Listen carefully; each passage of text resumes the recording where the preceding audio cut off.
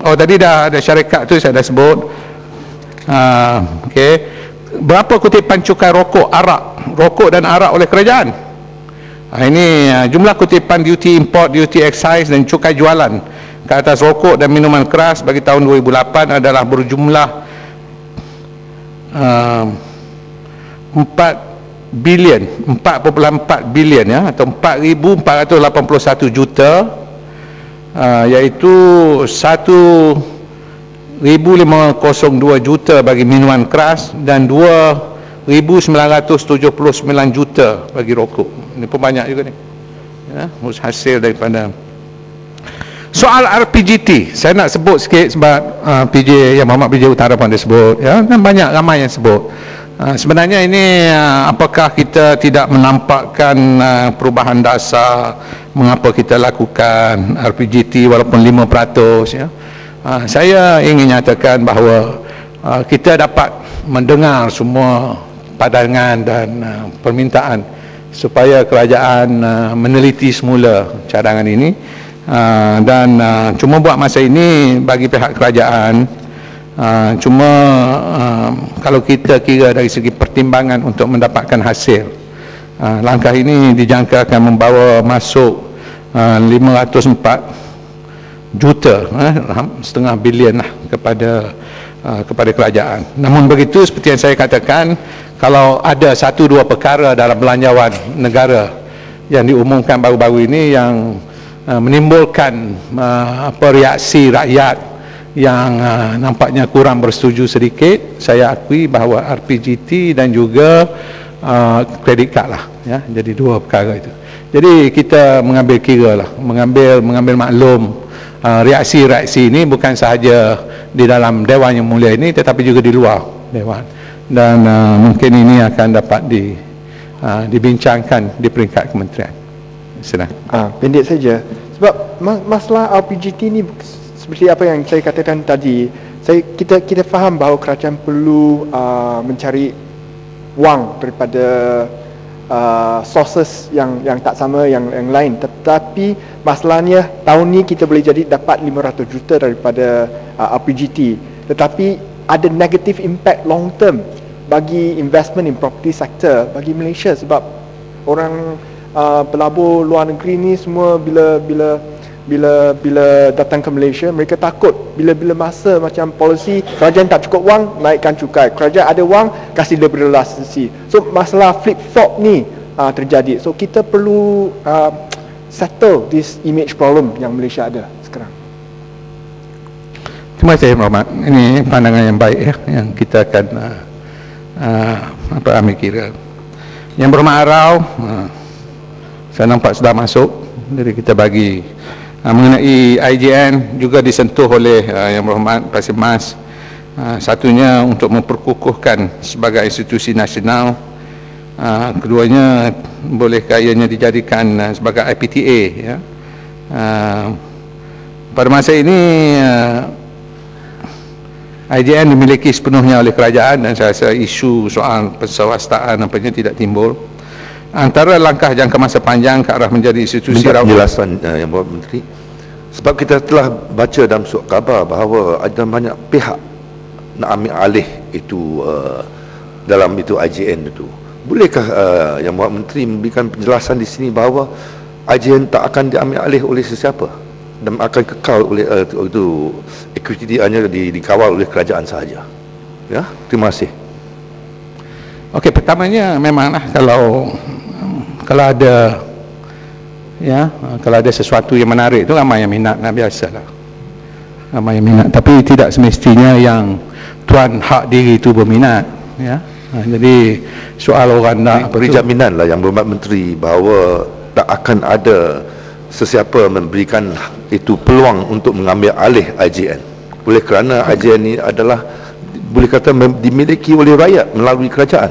Ya, terima kasih. Okey, memang saya selaku Timbalan Menteri Keuangan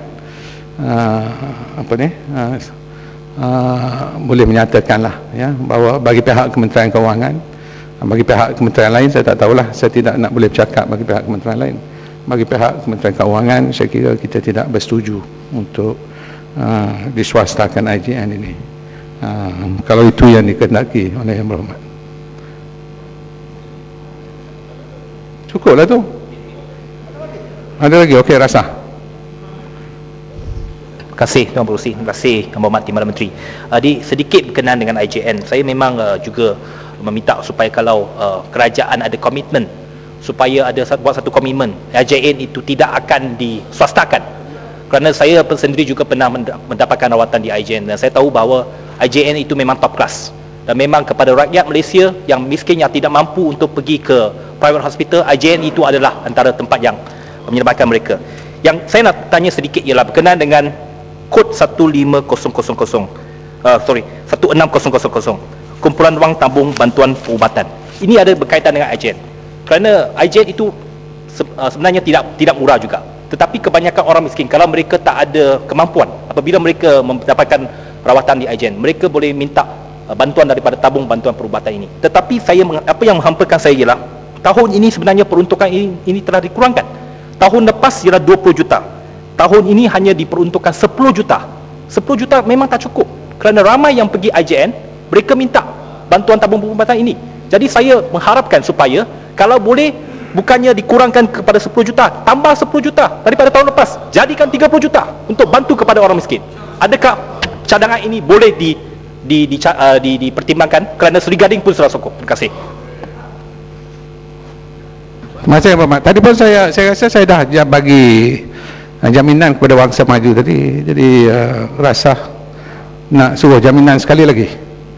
Bolehlah, kira dua-dua lah, ya, dua-dua boleh.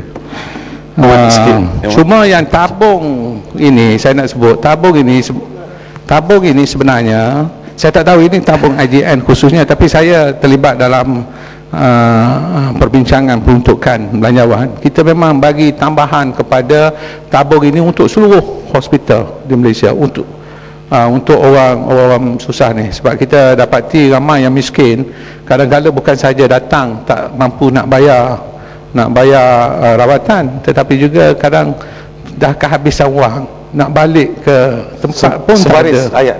Ya. Sila. Terima kasih Yang Berhormat Datuk Menteri. Saya minta tadi supaya untuk lebih selamat, boleh atau tidak IJN diletakkan di penguasaan Parlimen, diwujudkan satu akta Parlimen supaya lebih selamat.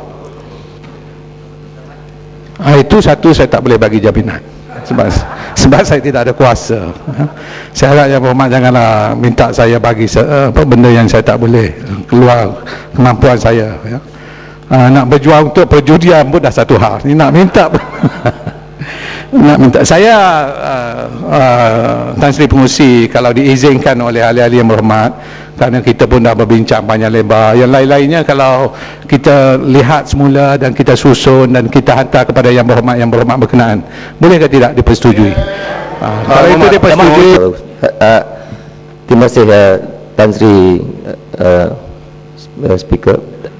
Dalam baru-baru ini saya bangkitkan isu berkenaan dengan penggunaan wang EPF bagi kegunaan pergi ke haji, dan Yang Berhormat Timbalan Menteri telah menjawab kita boleh gunakan akaun kedua pada umur 50 tahun. Cuma ada cadangan selepas pada tu yang saya terima banyak email minta kalau boleh Yang Berhormat Timbalan Menteri bawa ke peringkat atasan perbincangan dengan tabung haji, boleh atau tidak simpanan akaun kedua ni dijadikan sebagai sandaran untuk mendaftar haji. Sebab sekarang ni kalau kita daftar haji, kita kena bayar deposit 1,200 hari ni, kita pergi tahun 2022, jadi kena bayar 1,200 tu sekarang. Jadi apa salahnya akaun tu dijadikan sandaran untuk mendaftar haji tanpa perlu mengeluarkan duit 1,200 tu dan diakaunkan kepada tabung haji. Jadi kalau boleh Yang Berhormat Timbalan Menteri bangkitkan hal ni dengan pihak yang berkaitan, menjadikan akaun kedua tu sebagai sandaran untuk pendaftaran haji. Terima kasih. Terima kasih Yang Berhormat.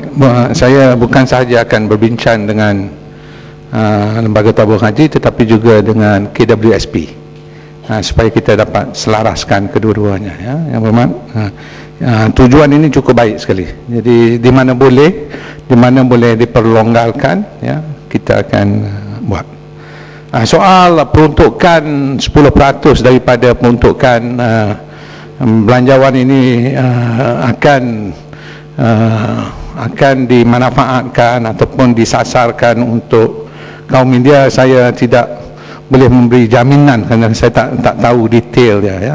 Saya cukup bimbang menyatakan sesuatu yang saya sendiri tidak arif ataupun tidak maklum sebenarnya. Tapi saya akan balik dan perhatikan. Ini daripada mana tu? Berita apa tu? Berita Sinar Harian, ya.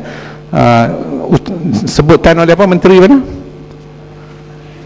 Oh, Menteri Pertanian, ya. Okey, kita akan kaji dan akan membuat jawapan bertulis. Jawapan bertulis. Ya, Itu terima. jawapan bertulis. Dengan memberi dengan secara terperinci lah macam mana wang ini akan disalurkan kepada golongan kaum. Kita akan, insyaAllah. Dan di mana yang sudah dikenal pasti untuk kaum India, umpamanya tekun, saya tahu tekun memang sudah dikenal pasti.